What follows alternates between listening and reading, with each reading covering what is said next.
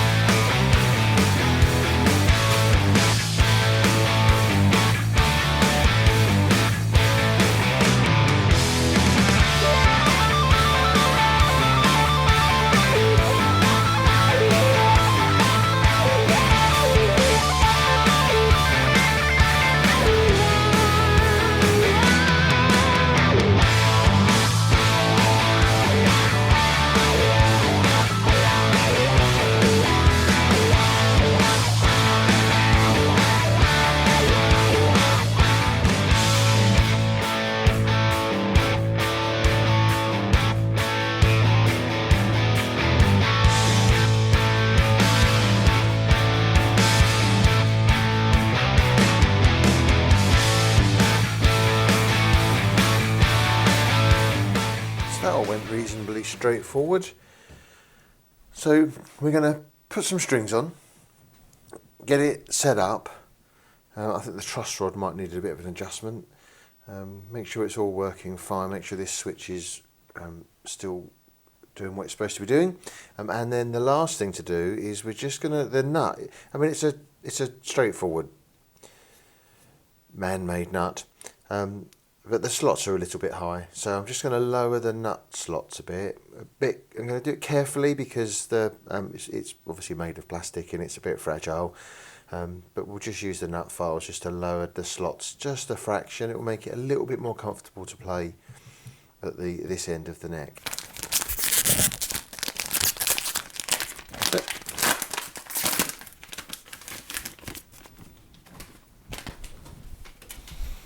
Right. I'm going to start with the heaviest string.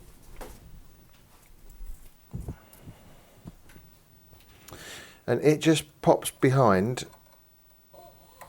the edge of the tailpiece. There's a little section here that the ball end, just a little curve, the ball end sits behind, over the top, across the saddle, and as always the cutters on the other side of the room, up to the tuning peg I want to go to, and onto the next one on a 3-in-line headstock. Cut the string. One thing to check on guitars when you're tuning them up is these little nuts come loose. You're constantly tuning, and they come loose, and normally a 10mm socket is perfect for just nipping them tight again and they don't rattle. I've done it already and they're all tight now. So actually that's quite low. You won't get many windings on here. So that's 1 4 winding, and I think any more and actually that would start to crimp, so I'm glad I cut it where I did.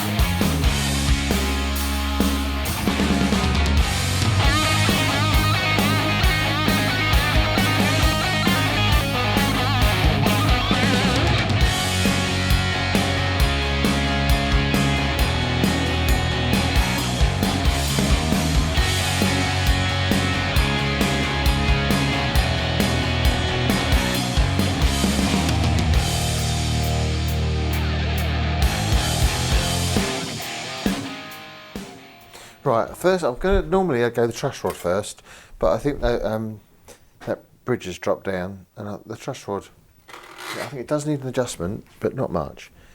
So I'm just going to check the string height and bring that up. So with the strings up to pitch, I've got the right amount of tension on the truss rod. So let's have a look.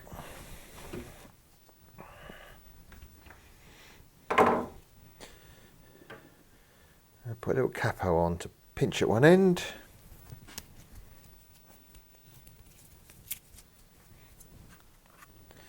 Pinch at the other and have a look underneath. And that's alright. I mean, that's maybe a touch tight. I think it was buzzing a little in the lower end. So let's just try that now. Excuse me while I borrow this guitar.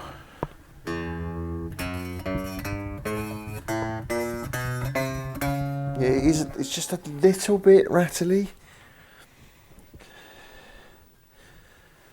So we're going to take the truss rod cover off.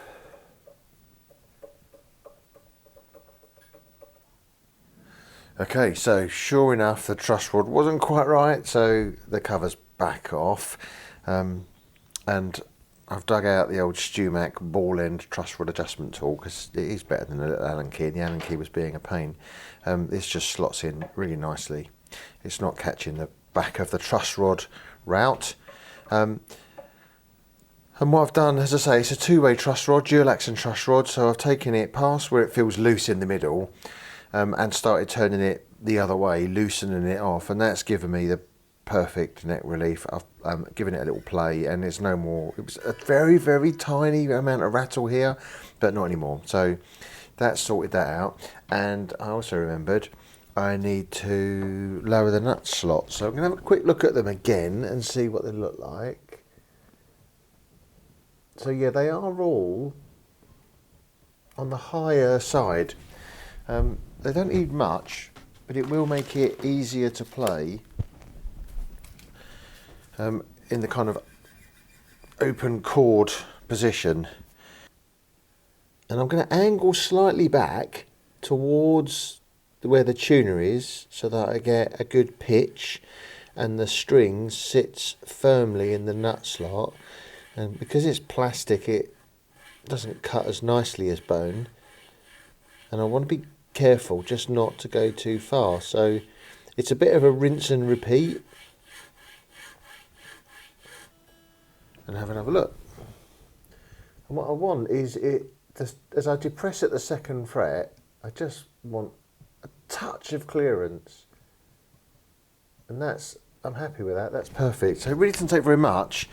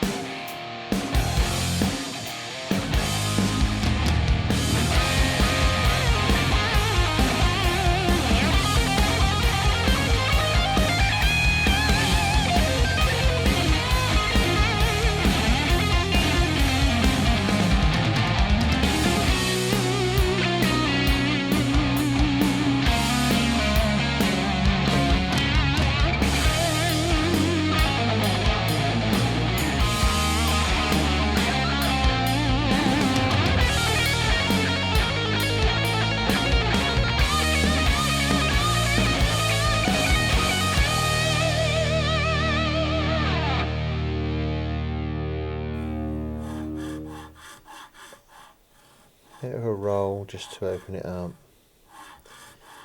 Don't force it. I've had them break before. If you push the file through and it's gripping on the sides, you risk the edge of the nut breaking off. Some of the Mexican fenders, the material in the nut's really brittle.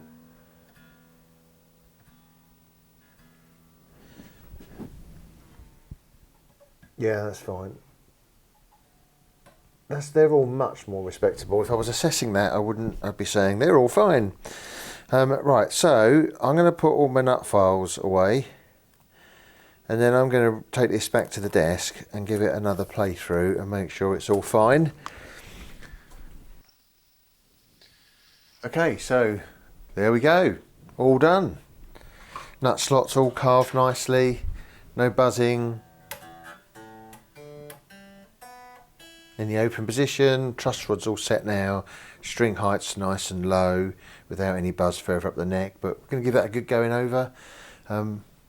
Beautiful guitar.